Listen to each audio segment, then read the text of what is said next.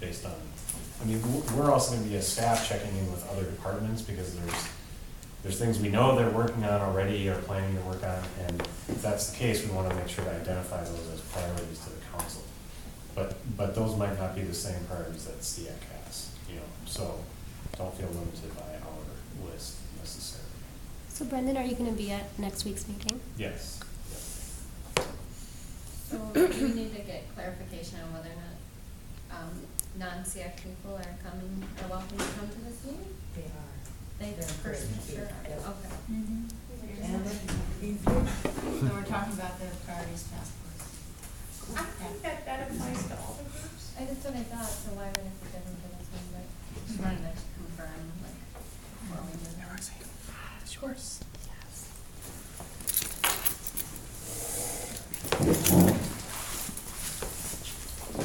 Okay, so Roxanne, talk about the environmental justice Sure. We have a little committee and handout. Let's pass these down. I don't know if we have enough copies. Some extra ones. Us. So, so we decided to start an EJ committee. You know, I think our initial hope, or our hope is that environmental justice gets integrated into all the subcommittees. But I think just as sort of, you know, we hope sustainability gets integrated into all of the city departments, that is our ultimate intention, is that there isn't going to be the need for an EJ working group within CEAC in a few years. But we did identify that there is a space to sort of articulate what some of the primary EJ issues we may want to take up that are kind of broader and sort of across subcommittees. So, so one of the key, so basically the EJ working group formed about a couple weeks ago. On it currently are Roxanne, myself, and there's a community member, Lisa O'Reilly, who you may have met. She's attended some of the CEAC meetings in the past. And we're going to open it up to EJ community members in Minneapolis to participate as well. And so the items outlined here are sort of some of the initial concepts that we will be exploring to see if is CEAC the right sort of avenue for pushing them forward, or there may be some other, you know, mechanisms within the city to start pushing them forward. So it's not to say that each one of these will come before CEAC, but these are all questions that the working group is going to be looking at. The top one, you know, has come forward before, and I think other groups like the Food Council are all grappling with, and the city itself just came out with a study on diversification of its boards and commissions. And so how do we start to incorporate that within CEAC? And especially since the next recruitment is next year at this time, what kind of institutional changes can be made within that year so that the next CEAC can represent our city more thoroughly. So yeah, so that's sort of one of the things that we hope to be working on. A second thing is this issue of the sustainability indicators and also the results indicators that the city has put forward. How do we start to integrate equity into sort of how we can measure, you know, success towards it? So that's another one. The third one is we'll be exploring, I think after the elections, you know, is there a possibility for an EJ ordinance in the city? And what does that look like? What does it mean? And then the fourth one, you know, HERC there's a lot of organizing among EJ communities happening around HERC right now. And and there's city input involved with that. And so sort of trying to figure out, you know, we'll figure out if, you know, this is the right space to bring anything up. But it's just, there's a lot of EJ work happening around it. So what is that conversation going to be like? And then the fifth one was also one we took from the climate action planning process. The EJ working group had identified in terms of trainings and education on EJ and what does that mean, what can maybe CEAC and city departments learn from what other cities have already done, and what kind of trainings might be needed. And in this too is our own sort of education around environmental justice, so we can, as CEAC, get a better frame for what does it mean. And so in that, there's this clip that Roxanne had mentioned last time, place matters in unnatural causes is inequality making us sick. So it's about a 30-minute clip, so it would be great to find space for that sooner rather than later.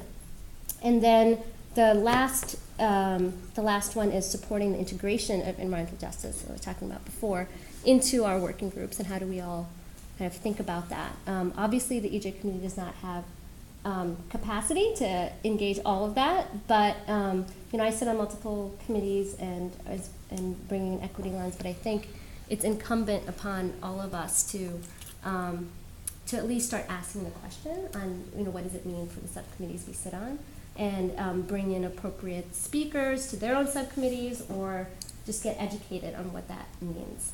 So we'll keep pushing that forward. So these are the initial things that we've come across, and yeah. I've got one concern. I think point number 6 is very important. The whole thing is important. I spent most of the 70s in academia, and during the 70s, these issues would come up, and so then we'd form there'd be, assign a woman to run a women's studies program, and then the issue would come up, oh, we don't have to worry about that, we've got a women's studies program. And that's my concern with this, is that by setting up an extra group, are we basically isolating this off in a safe corner to where we don't have to deal with it? And if that's the case, I think that's a real problem. I think we really need to work at keeping this center focused. I mean, I myself think not having enough food and having your kids shot is an environmental issue, as much as it's a social issue or any other kind of issue. And I think discrimination is an environmental issue. I mean, I've been in migrant camps, where people thought I was a Chicano. I don't look much like one, and I've seen how people get treated, and I know what it's like. I've got black relatives in the Caribbean, and I'm concerned that they may lose their voting rights in Texas and places like that. And that, to me, is an environmental issue. It's not a social issue. And I'm concerned that by having this group, we're taking the issue out of the whole group and stuffing it away where we've got Shalini and Roxanne worrying about it, and we don't have to think about it anymore. I don't think they'll let us forget about They better. it. Right, you guys? Right. Well, then, I think that's actually a good strategic choice of it being a working group, because that does imply it's temporary.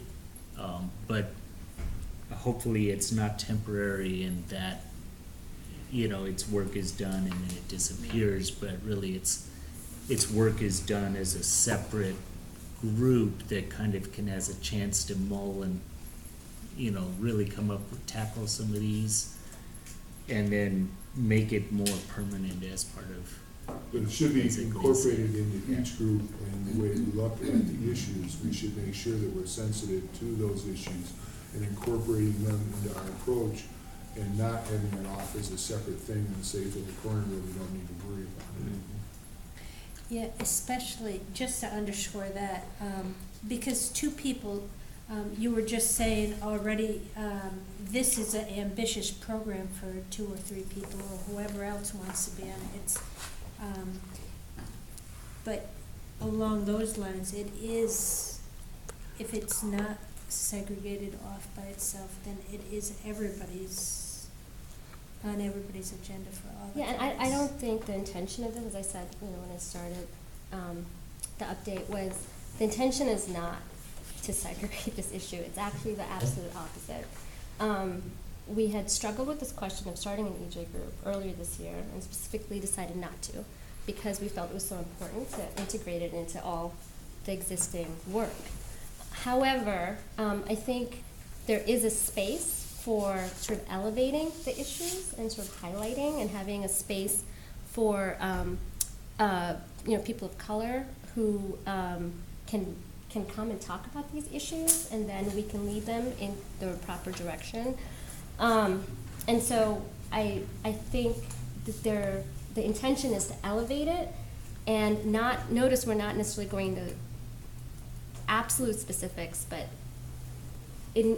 it needs to be integrated. That's the intention of 6, is that this working group will hopefully not exist in a few years because it has been integrated into CEAC. Shalini, can you send an email with meeting information so that if there are others who'd like to join the working group or come to committee meetings, Sure. we know when they're happening? Mm-hmm. Absolutely. I have a question for Gail.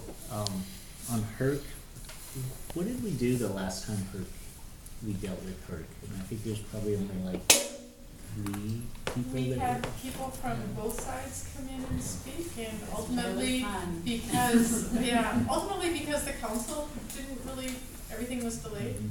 the district didn't take an action. Mhm. You know, just like with the MEO, the group decided, I mean, there's 2 different decisions, one whether you're gonna take an action or not, and then and if you do decide to do what that action is. Mhm. We could hold Tony hostage. Never get through a lot. The timing is really tough, you know, it's. Tony might like that. Is that the one from the AEW to the EIS? I just got protracted? Okay. Yeah, I think it's in the EIS or something, isn't it? The increased capacity? It's waiting. Okay. It's, Stuck in PCA land. Got it. Yeah. And I think, you know, I our think it's intention right around next is to we the don't, compost rule. we don't know if, you know, CEAC is definitely, you know, the vehicle. It could be, but I think we're trying to approach it too, it's not about sides. This is our community. This is Minneapolis, right?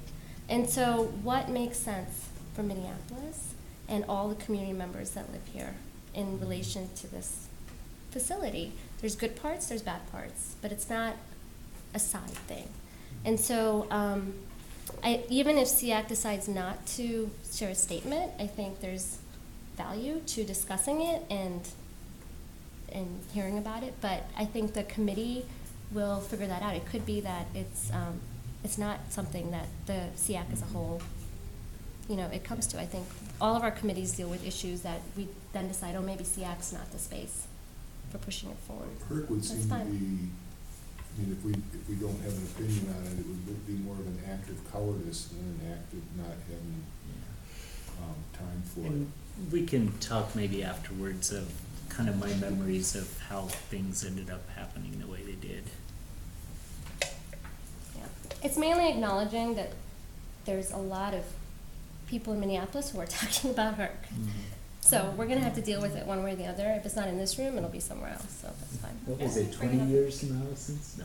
I think bringing up the topic again would be great. I mean, I did kind of just like fall apart, and I was relatively new at the time, so I've been kind of wondering, so I'm Sarah and definitely I up for just that. went last week and saw a presentation, 2-hour presentation on HERC and on incineration. It was fascinating. We should definitely revisit HERC. Okay.